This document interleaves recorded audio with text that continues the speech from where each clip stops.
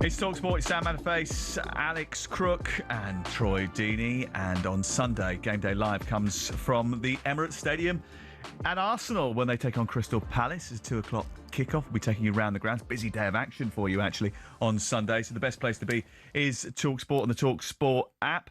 Arsenal take on a Crystal Palace team that have been missing chances. And Eberechi Eze has just come under a little bit of scrutiny. He's had chances to add to his 1 goal against Port Vale in the Carabao Cup. 2 assists. He's contributed 14 goals and 12 assists in all competitions for Palace last season, but since switching South London for North London, where is his best role in the Arsenal team, do you think? I still think it's in that 10, or like when they play the 2-8 advanced. I think what he's struggling with at the moment is at Palace, everything went through him. Yeah. It was give him the ball and let him do whatever he wants to do. When you go to these much bigger, better clubs in Arsenal, and that's not a dig at Palace, it's just bigger and better.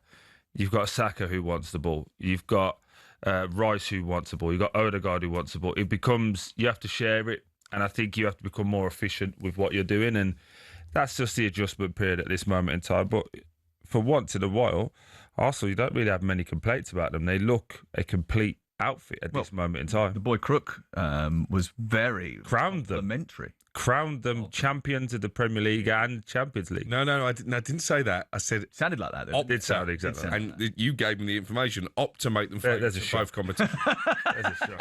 You couldn't formulate your own opinion. You had to get told by Sam. But I do think. Listen, if they don't win the league this year, I'm not sure they ever will. You know, when you look at Liverpool, have already lost, for me, too many games. I know Man City are lurking, but there's that stat that no team have lost 3 of their first 4 since 1992-93 and gone on to win the title. I just don't see where Arsenal are going to lose games because they never look like conceding goals. You know, their defenders have scored more goals than they've conceded this season. Yeah, no, it's great, that back line. I do think they're giving you that they're very simple in what Arsenal do, but they're great at it. They're effective, aren't they? They are. You know they're going to go wide to Saka or whoever's on the opposite side and put crosses in the box. You know they're going to be really good from set pieces, but they only have to get one right to win a game. Which they did. To be fair, Atletico, they were brilliant defending their set pieces up until they conceded from a set piece. And it all unravelled. Yeah, absolutely. But I think Arsenal are in a good position. I think City will continue to develop and grow throughout the whole of it. The real thing about Arsenal is, can they deliver the pressure long term? Because now they're becoming favourites. Now they're going to still want to compete and get a real good draw in the Champions League. And it's just around that February, March time, isn't it, when we're going to really see, can they compete on 3 or 4 fronts? They've come undone at that time of the season before, and they did the defeat at home to Aston Villa, obviously last season as well, dropping points. Had a tricky time at Crystal Palace in the past, 2-2 the last time these two met. Good time to play Palace, I think, on the back of what happened last night. Yeah. I thought one or two of the Palace players, Mateta in particular, just looked a little bit jaded last night. I think the opposite. He says they're not jaded. He says they're fresh and they're ready to go. I think as well also, that level, that embarrassment, it can make you go again. And also, you'd want a big game if you're Palace. You want an Arsenal, because you know Arsenal they're gonna come forward. I think Arsenal win, and I think that they'll make it comfortable. But I think there'll be times in the game with the pace of Ismail Assar running. You know, when they get caught in the counter attack, a little bit like Haaland did. If you remember that goal where it was all Arsenal pressing, they get the ball together 1 or 2 times, and then Haaland can just break with that pace, and they can't live with it. I think Ismail Assar has that level of pace as well to get away from him. Good time to be an Arsenal fan, though, at the moment. There's a big opportunity, I think, for Arsenal to just put a bit of distance between them and those below them in the table. They've got 19 points, City 16, Liverpool 15. They play Crystal Palace at home at the weekend. Their next league deployment is Burnley away. You'd expect them to get 3 points in that game. Then they go to Sunderland away before the international break. After that, though, when we come back from the last international break of the year, it's quite tough for them. They've got Tottenham in the North London derby at home, Bayern Munich in the Champions League, Chelsea away from home live with us. We'll be there for that one. Arsenal then entertain Brentford in that midweek where we've got all of the Premier League fixtures on talkSPORT. And then they go to Aston Villa. So November and early December is going to be a pivotal period for them. I would respond to that, though, and just say, if you look at the games they've already navigated, Arsenal away, Liverpool away, Man City at home. Man United away. They can't play Arsenal away. Mate. Sorry, Man United away, Liverpool away, and I didn't give them that and Man City at home. They're difficult fixtures. They've already navigated. They have navigated them, but also remember they lost to Liverpool. They drew with City at home, and they were the games where people were saying, and again, I think Arsenal fans take this the wrong way. It's a compliment when we're saying that Arsenal should be going and beating these teams because of where they were at. It's a compliment. And I do think when it gets to those moments, like the 3 games you just spoke about there, with it being Spurs, Bayern Munich and Chelsea, will they resort back to 2 holding midfielders, try and be safe, try and be secure, and allow other teams to probably make the gap on them if they end up drawing those games? Well, the other problem that you have is that at the moment, they're getting the job done. Lots of 2-0s, lots of 1-0s, lots of tight games being won. Yeah. They're not blowing people away.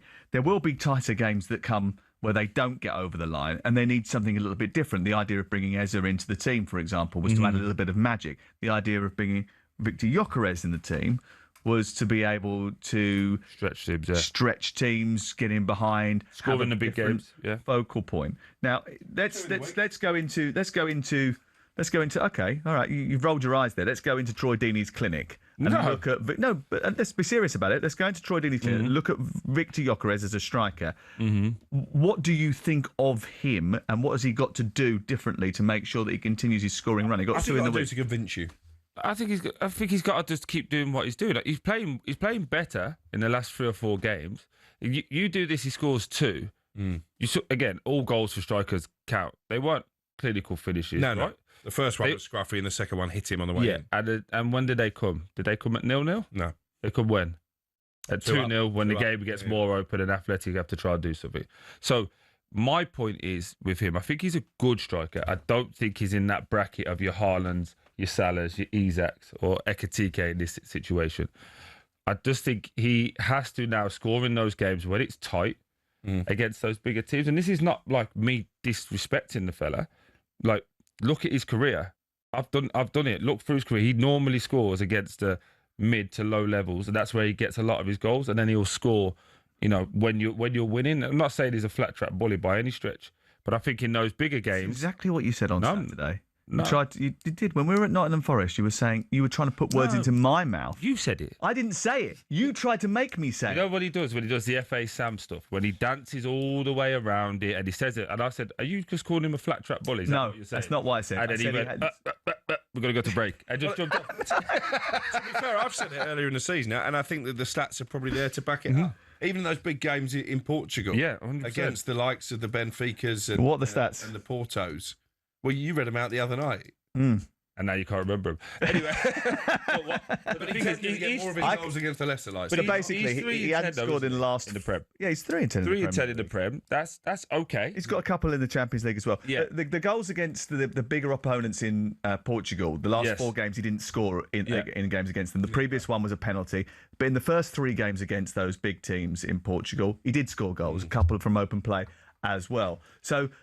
I think what Troy is saying is that he isn't sometimes the difference maker in those 100%. Big games. Yeah. And that's what Arsenal will need going forward. And if you look at Man City, let's take them as a perfect example. If they're going to challenge, win anything this year, it's on Haaland. It is, yeah. He's the difference maker, right?